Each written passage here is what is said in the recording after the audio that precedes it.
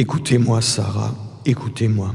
On vous a dit, ma fille, vous êtes ceci et cela, et moi je vous dis, vous êtes qui vous êtes, Sarah. Moi, le livre que j'aimerais écrire, ou que j'aurais aimé écrire, est Ai-je été croyant? On vous a dit, les choses sont ce qu'elles sont, vouloir qu'elles soient autres est sottise et péché, présomption, rêve d'enfant, révolte, et moi je vous dis, changez le monde, Sarah.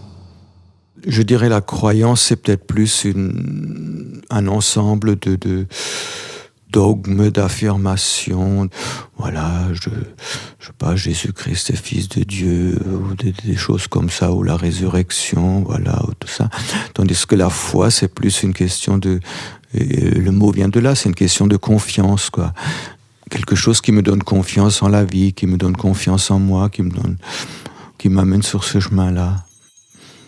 On vous a dit, faites bien ce que vous avez à faire, respectez la loi, tenez-vous à votre place, et moi je vous dis, partez, Sarah. On vous a dit, ma fille, il faut veiller à votre santé, prendre bien garde d'être normale et saine et tout à fait conforme à tout ce qu'il faut, et moi je vous dis, changez votre faiblesse en force. Il y a une musique que paradoxalement je n'aime pas, c'est l'orgue. Alors pour un pasteur, ça paraît peut-être étrange, quoi. Mais l'orgue, ça m'assomme, quoi, je veux dire.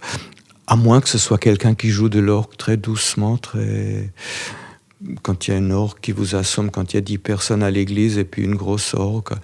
C'est pour ça, moi, quand on me demande quel serait mon culte préféré, je dis souvent un tout petit peu de musique, un peu de poésie, puis une bonne prédication. Ça me suffit amplement, quoi. Ça me suffirait, je l'ai dit à des collègues, quoi.